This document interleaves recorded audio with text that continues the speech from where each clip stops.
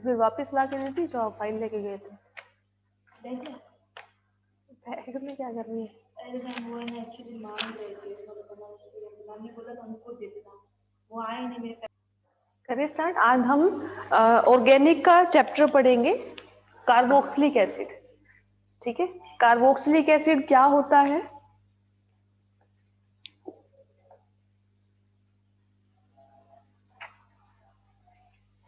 Carboxylic acid को किस तरह से लिखा जाता है। एसिड है तो क्या होता है, COOH होता है। ठीक है, COOH है तो हमें सबसे पहले क्या करना है, नोमेनक्लेचर।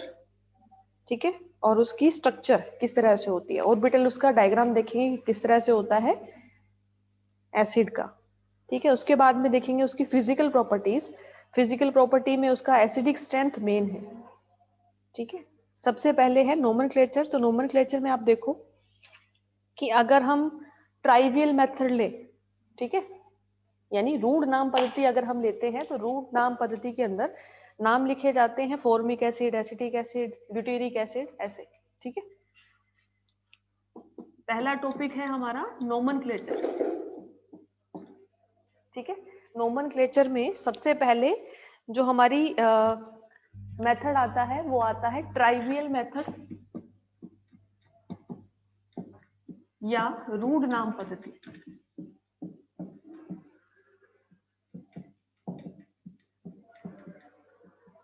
ठीक है, इसके अंदर क्या है कि जैसे हमने लिखा ये फॉर्मिक एसिड।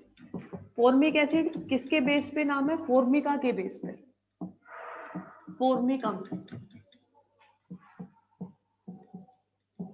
Formic acid. ठीक है, ये जो कॉमन नेम हम यूज करते हैं एसिटिक एसिड, 2 कार्बन का है तो ये सारे कौन से नाम हैं जो ट्राइवियल मेथड के अंदर यूज किए जाते हैं, ये है एसिटिक एसिड।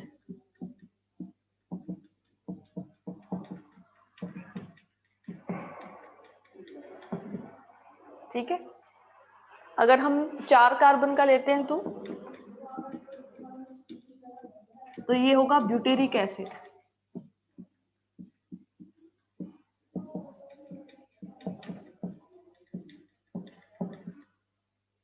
Butyric acid.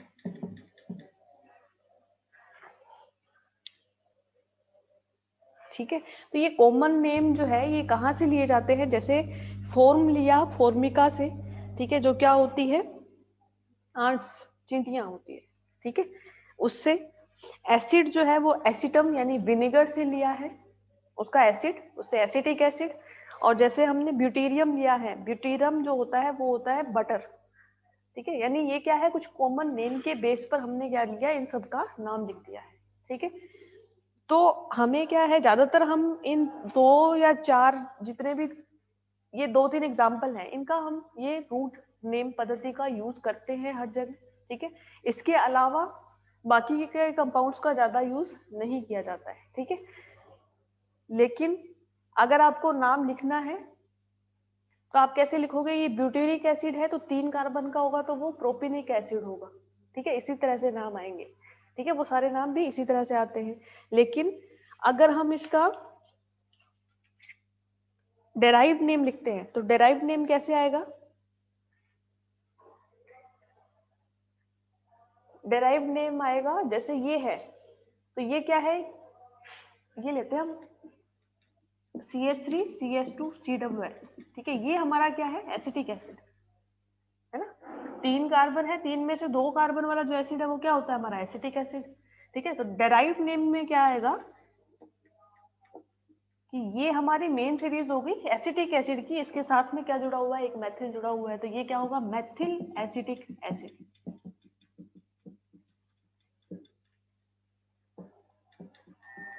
या मिथाइल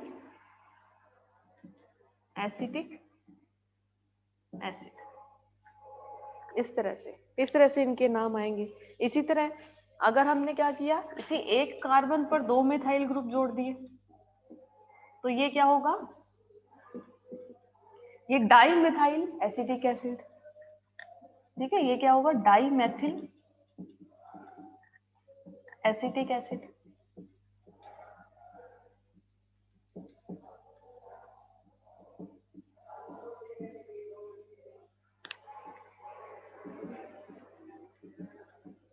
ठीक है, इसी तरह से हम एसिटिक एसिड को मेन सीरीज मान के बाकी जितने भी कार्बन इसके ऊपर जुड़े हुए होंगे उन सबको हम क्या मान लेंगे, सब्स्टिट्यूएंट्स या प्रतिस्थापी, और फिर उसका नाम हम लिखेंगे। ठीक है, जैसे एक और एग्जांपल है,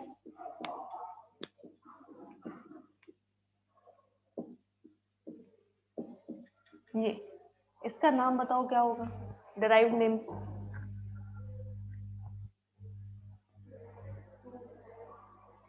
नंबरिंग हम आईयूपीएसी के अंदर करेंगे।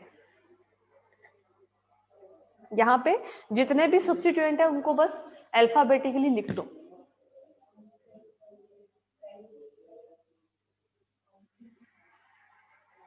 इसका नाम होगा एसिटिक एसिड, हम मेन सीरीज लेके चल रहे हैं तो दो सब्स्टिट्यूएंट है, एक मेथिल है एक एथिल है, तो मेथिल एथिल एसिटिक एसिड, इस तरह से नाम होगा। जितने सब्स्टिट्यूएंट है उन सब्स्टिट्यूएंट का नाम लिखो और मेन सीरीज हमारी क्या होगी, एसिटिक एसिड। इसमें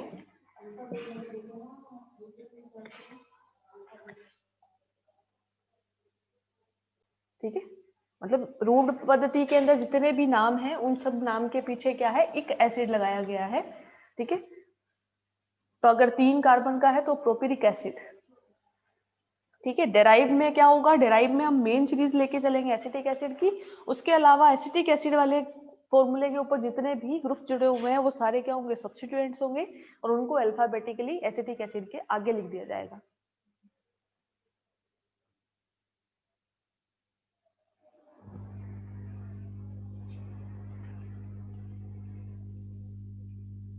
ठीक है, अब तीसरा है आईयूपीएसी। ठीक है, आईयूपीएसी में किससे लिखते हैं, ओइक एसिड लगा के। ठीक है, ये रूट में था इक एसिड लगा के, और जब हम आईयूपीएसी नेम लिखेंगे तब हम क्या लिखेंगे, ओइक एसिड। ठीक है, तो अगर 2 कार्बन का एसिड है तो उसे क्या लिखेंगे, 2 कार्बन का एसिड है तो उसका नाम क्या होगा,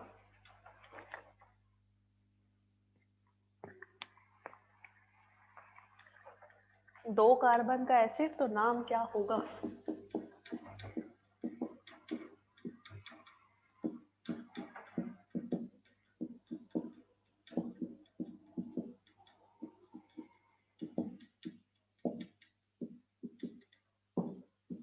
formic acid acetic acid root नाम पद्धति में। ठीक है, 1 कार्बन का एसिड है तो यहाँ पे मेथिनोइक एसिड।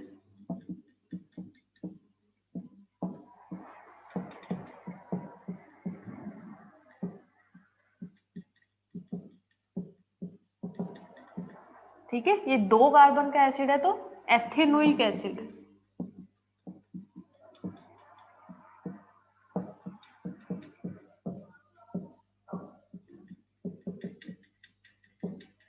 ठीक है, 3 कार्बन का है तो प्रोपेनोइक एसिड।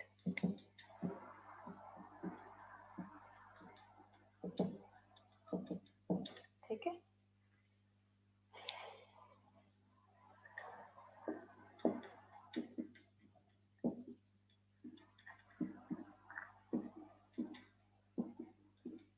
इसका क्या नाम होगा,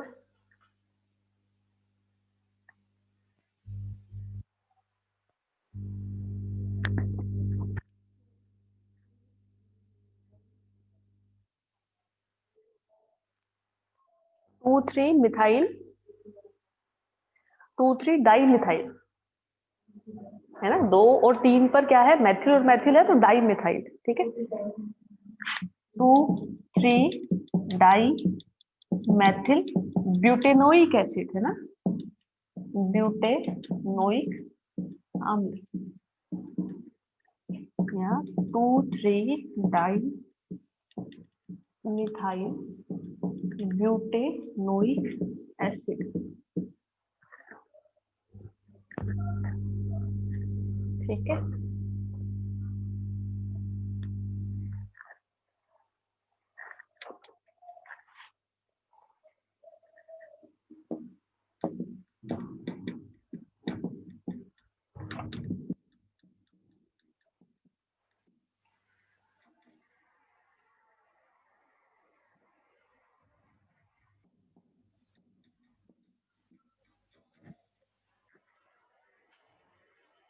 इसका क्या होगा?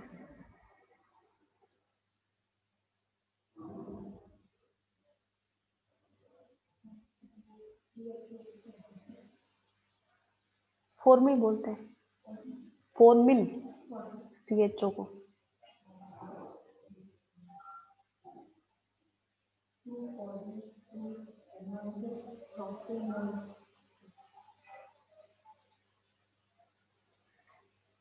मेन ग्रुप कौन सा है? एसिड मेन ग्रुप है। तो एसिड जब भी मेन ग्रुप होगा, सबसे ज्यादा प्रेफरेंस का होगा, तो हम काउंटिंग हमेशा यहीं से स्टार्ट करेंगे। ठीक है, ये 2, 3, 4, 5 सबसे लंबी सीरीज। ठीक है, 2 पे ब्रोमो, 3 पे अमीनो, 4 पे फॉर्मिल। अब आप इसको अल्फाबेटिकली लिख दो। सबसे पहले क्या आएगा? एमिनो, एमाइड नहीं है ये, एमिनो है। ठीक है, तो 3 एमिनो, फिर 2 ब्रोमो, 4 फॉर्मिल, पेंटेनोइक एसिड। ठीक है, बस इस तरह से नाम लिखना है।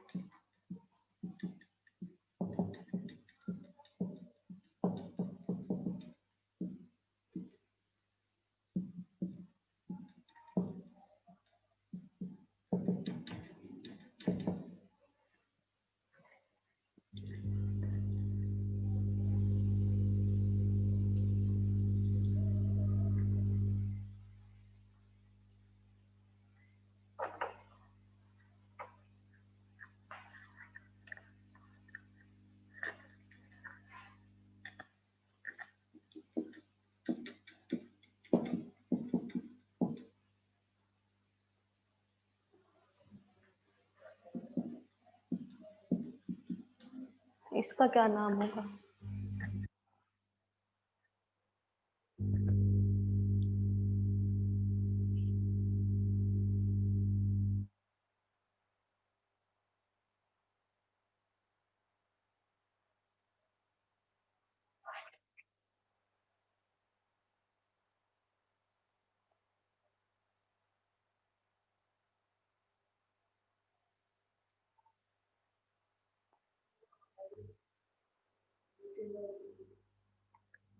To ethyl butynoic acid.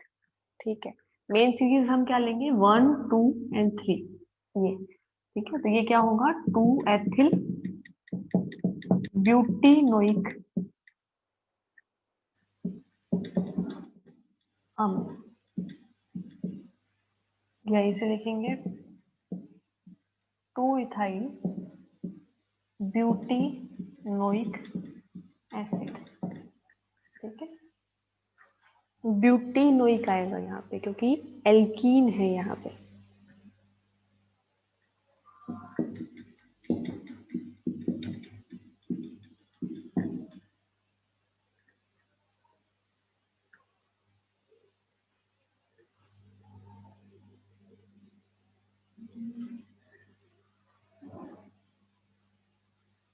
Two butanoic acid, क्योंकि डबल बॉन्ड यहाँ भी आ सकता है, डबल बॉन्ड यहाँ भी आ सकता है, तो ये क्या होगा? Two butanoic acid.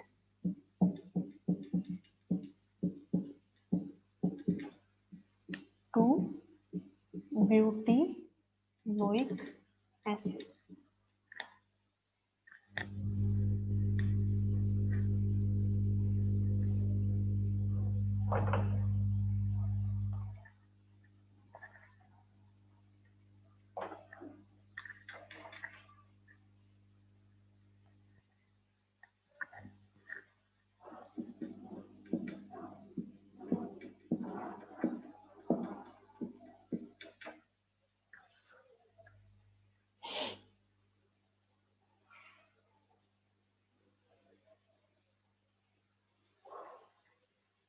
इसका क्या हुआ?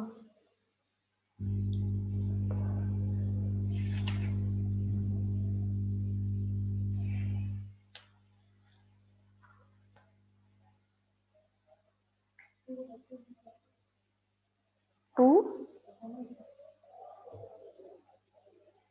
एथेनोइक कैसे हुआ?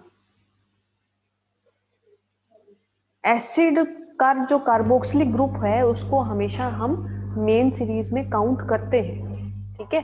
तो दो एसिड है तो दोनों के दोनों काउंट होंगे मेन सीरीज के अंदर। तो जब ये काउंट होंगे तो ये 1, ये 2, ये 3 और ये 4, ठीक है। चारों के चारों काउंट हो रहे हैं, ठीक है। अब बताओ क्या नाम होगा?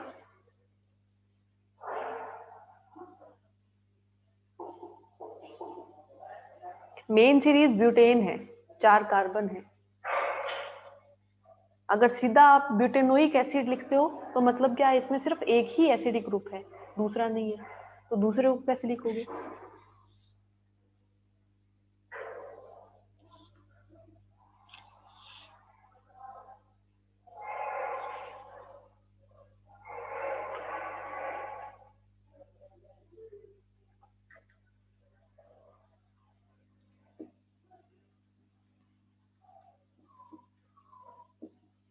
इसे लिखेंगे ब्यूटेन डाइओइक एसिड, कि हमारे पास एसिड कितने हैं? 2, यानी ये क्या है? ब्यूटेन है, यानी 4 कार्बन है, और उसके साथ क्या है? डाई है, यानी ओइक एसिड जो है, अम्लीय ग्रुप जो है वो कितने हैं? 2 है, इसलिए dioic acid, butane dioic acid.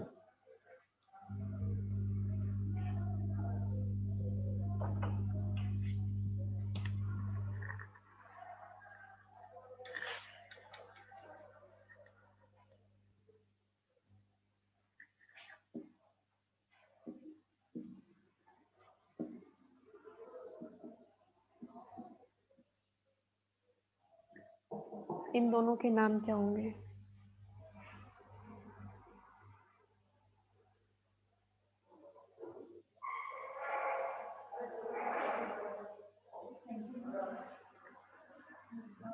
Cyclic structure है, साइक्लिक स्ट्रक्चर का नाम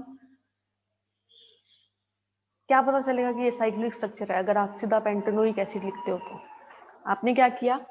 1 2 3 4 5 काउंट कर दिए, छठा एसिड तो रह ही गया। पेंटेनोइक एसिड कैसे हुआ?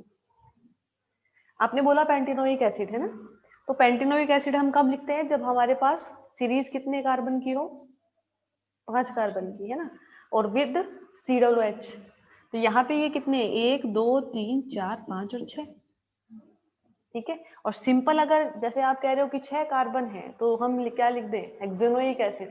तो अगर हेक्सेनोइक एसिड लिखते हैं तो हमें क्या पता चलेगा कि ये साइक्लिक स्ट्रक्चर है या एलिफेटिक स्ट्रक्चर है? तो फिर कैसे नाम लिखेंगे? अच्छा, साइक्लिक कंपाउंड के नाम कैसे लिखते हैं? इसका नाम कैसे लिखते हैं? इसको कैसे लिखते हैं, क्या बोलते हैं?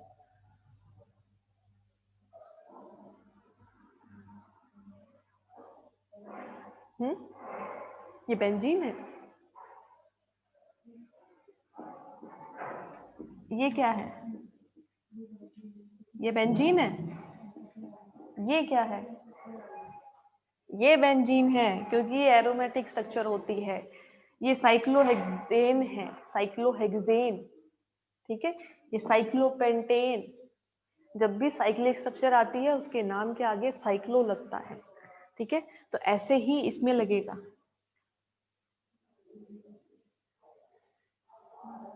ये लगेगा साइक्लोपेंटेन, क्योंकि ये 5 कार्बन का साइकिल है, और ये जो COOH ग्रुप है इसको लिखा जाएगा कार्बोक्सिलिक एसिड से, ठीक है। तो नाम क्या होगा इसका? साइक्लोपेंटेन कार्बोक्सिलिक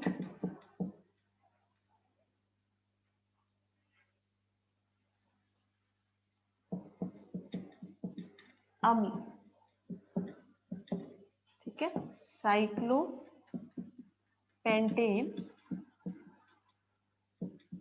कार्बोक्सिलिक एसिड, इस तरह से, ठीक है। यानी साइक्लिक स्ट्रक्चर 5 कार्बन की तो साइक्लोपेंटेन, उसके ऊपर एक एसिड ग्रुप जुड़ा हुआ है तो उसे लिखा हमने कार्बोक्सिलिक एसिड। इसी तरह दूसरे की बताओ।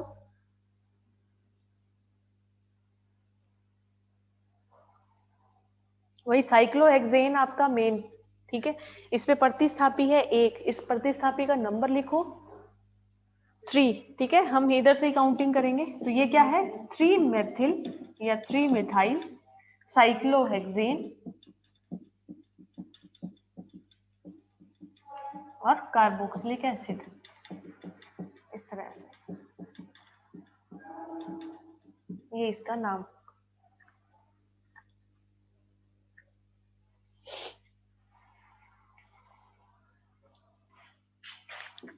ठीक है, एक लास्ट और है ये, इसको क्या बोलते हैं, इसको बेंजेनोइक एसिड बोला जाता है।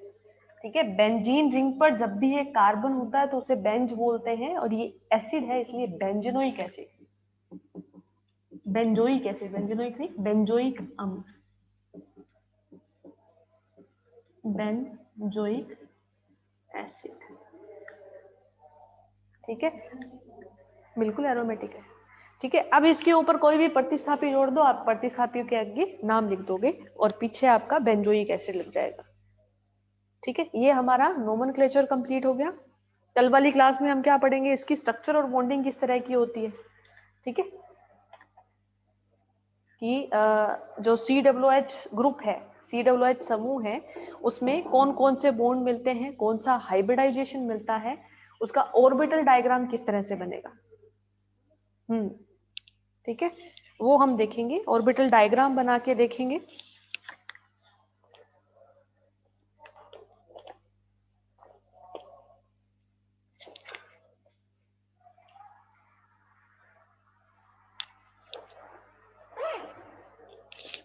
ठीक है, ये सारा हम कल वाली क्लास में करेंगे, और फिर उसके बाद में उसकी acidic nature, main acidic nature है कि एसिडिक नेचर किस तरह से चेंज होता है।